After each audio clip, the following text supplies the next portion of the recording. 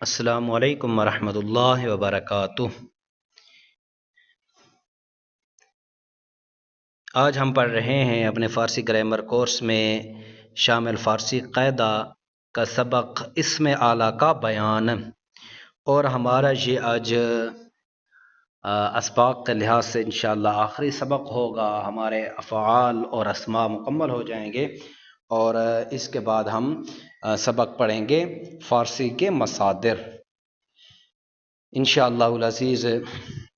4-5 اسباق میں ہم مصادر کو بھی مکمل کر لیں گے، اور اس طرح ہمارا فارسی قاعدہ مکمل ہو جائے گا۔ تو آپ دوست اسے اچھی طرح یاد کریں فارسی قاعدہ کو، اور ہمارے مصدر فیوز کے اسباق وہ بھی ہمارے جاری ہیں، تو ان کو بھی آپ اچھی طرح سنیں۔ یہ دونوں ہمارے فارسی گرامر کورس میں فارسی کی بنیاد بنانے کے لیے ہیں۔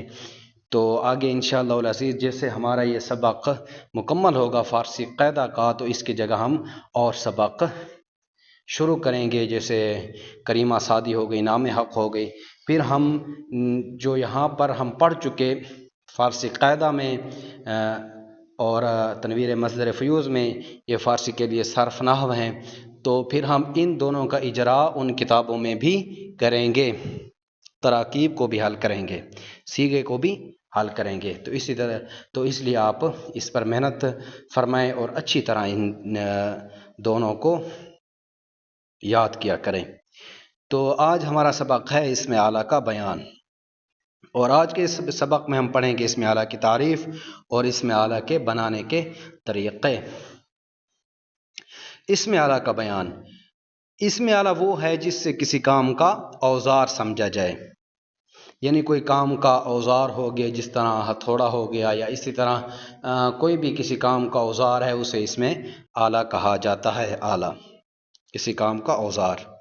اس کے بنانے کا طریقہ کیا ہے؟ بنانے کا طریقہ یہ ہے کہ مصدر سے پہلے لفظ اعلیٰ لگا دیا جائے۔ کوئی بھی مصدر ہو، آپ اس سے پہلے جب لفظ اعلیٰ لگا دیں گے تو یہ ہمارا بن جائے گا اسم اعلیٰ۔ جیسے اعلیٰ شنیدن، سننے کا اعلیٰ، اعلیٰ گفتن، کہنے کا اعلیٰ۔ اسی طرح اعلیٰ زدن، مارنے کا اعلیٰ، اعلیٰ آراستن۔ اسی طرح آپ اور بھی بنا سکتے ہیں۔ اعلیٰ خوردن ہو گیا، اعلیٰ نوشیدن ہو گیا۔ ہر مصدر سے پہلے جب آپ لفظ اعلیٰ لگا دیں گے تو وہ اسم اعلیٰ بن جائے گا۔ اسم اعلیٰ بنانے کا دوسرا قاعدہ یہ ہے کہ کبھی امر کے پہلے کسی اسم کو زیادہ کر کے اسم اعلیٰ بناتے ہیں۔ امر سے پہلے کسی اسم کو لگا دیں گے تو یہ ہمارا بن جائے گا اسم اعلیٰ۔ جس طرح اس میں ظرف بنانے کا قاعدہ ہے کہ امر کے صیغے وید حاضر کے شروع میں کوئی اسم لگا دیں تو وہ اس میں ظرف بن جاتا ہے، تو اسی طرح امر کے صیغہ وید حاضر سے پہلے کسی اسم کو لگا دیں تو اس میں اعلیٰ بھی بن سکتا ہے۔ پھر سیاق و سباق کے لحاظ سے، عبارت کے لحاظ سے اس میں ظرف ہو تو اس میں ظرف والا معنی کریں گے، ترجم کریں گے۔ اگر اس میں اعلیٰ بن رہا ہو سیاق و سباق کے لحاظ سے تو وہاں اس میں اعلیٰ کا ترجمہ کریں گے۔ تو امر سے پہلے کسی اسم کو زیادہ کر کے اس میں اعلیٰ بناتے ہیں، جیسے زرقوب، سونا کوٹنے کا اعلیٰ۔ تو یہ جو کوب ہے، کوفتن مصدر کو بد مضارع کوب امر ہے، اس سے پہلے لگا دیا زر، سیم وغیرہ لگا دیں تو یہ ہو جائے گا سونا کوٹنے کا اعلیٰ، چاندی کوٹنے کا اعلیٰ۔ آگے ہے حاصل مصدر۔ حاصل مصدر، حاصل مصدر کی تعریف کیا ہے؟ حاصل مصدر کسے کہتے ہیں؟ حاصل مصدر وہ ہے جو مصدر کا نتیجہ بتائے، مصدر کا رزلٹ، مصدر کا نچوڑ بتائے، اسے حاصل مصدر کہتے ہیں۔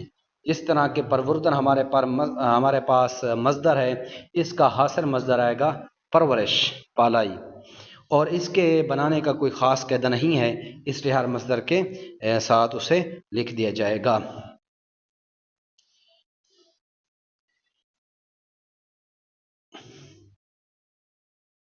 اور اس حاصل مصدر کو اسم مصدر بھی کہتے ہیں، اور اس حاصل مصدر کو مصدر شینی بھی کہا جاتا ہے۔ السلام علیکم ورحمۃ اللہ۔